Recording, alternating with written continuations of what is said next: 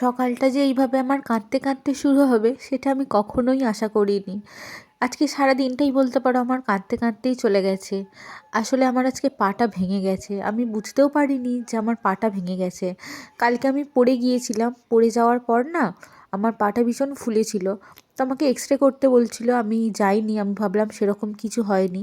এই যে দেখো কত পাটা ফুলে আছে। বাট আমি ডাক্তারের কাছে আজকে গিয়ে এক্সরে করেছিলাম। তো এক্সরেতে ধরা পড়েছে যে আমার পাটা না ভেঙে গেছে। আমার গলা শুনেই বুঝতে পারছো আমার এখনও শরীরটা ভীষণ খারাপ। আমার ভীষণ সর্দিও হয়ে গেছে, তার সাথে আমি মানসিক দিক দিয়েও ভেঙে পড়েছি। আমার ভালো লাগছিল না একদম। তারপরে এই যে সারাদিন আর ওপর থেকে নিচে নামতে পারিনি, পাটা ব্যথা হয়েছিল। বোন এই যে আমাকে খাবার দাবার দুপুরবেলা এনে দিয়েছিল। আমি দুপুরবেলা আমার নিজের রুমে বসে বসেই খেয়েছি। হঠাৎ করেই কীভাবে এরকম হয়ে গেল আমি বুঝতে পারিনি। আমি ভেবেছিলাম হয়তো শুধু পাটা মুচকে গেছে, বাট মুচকায়নি, পাটা ভেঙে গেছে। তো আমার ডক্টরের অ্যাপয়েন্টমেন্ট নেওয়া আছে। আমাকে সন্ধেবেলা গিয়ে পাটা প্লাস্টার করাতে হবে।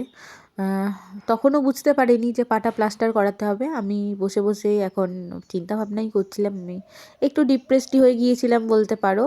তো এই যে আমার বোন এসেছিল, বোন আমাকে অনেকটা হেল্প করেছে। এসেছিল নয়, ও এখন আমার সাথে বেশ কিছুদিন থাকবে। তো তারপরে বোনকে নিয়ে আমি চলে গিয়েছিলাম। আমার শ্বশুরও গিয়েছিল সাথে, আমার হাজব্যান্ডও ছিল ডক্টরের কাছে। তো ডক্টরকে দেখাবার পর উনি বললেন যে পাটা ভেঙে গেছে, প্লাস্টার করতে হবে।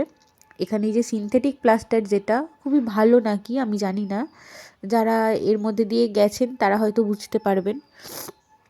তো এই প্লাস্টারটাই আমাকে করিয়ে দেওয়া হয়েছে। তারপর আমি বাড়িতে এসে ভীষণই ডিপ্রেসড হয়ে গেছি। আবারও বসে বসে ভাবনা চিন্তা করছিলাম। তো আমার হাজব্যান্ড বলল আমাকে যে কোনো ভাবনা চিন্তার দরকার নেই, শরীর যেমন আছে তেমন শরীর তো খারাপ হবেই, এগুলো নিয়ে এত বেশি ভেঙে পড়ার কোনো দরকার নেই। যেমন হয়েছে তেমন রেস্ট নিলে ঠিক হয়ে যাবে, আর 1.5 মাসেরই তো ব্যাপার। তো এগুলো শোনার পর আমি একটু ঠিকঠাক হলাম। তারপরে আমাকে মুড়ি মেখে এনে দিয়েছিল বোন আর হাজব্যান্ড মিলে। তো সবাই মিলে একসাথে মুড়ি মাখা খেয়ে তারপরে তো বসেই ছিলাম, আর সেরকম কোনো কাজ নেই। বসে থাকতে থাকতেও বোর হচ্ছি। তারপরে বোন এখানে আমার চুল টুল বেঁধে দিচ্ছিল রাত্রের জন্য, না হলে আমি শুতে পারি না, ভীষণই অসুবিধা হয়।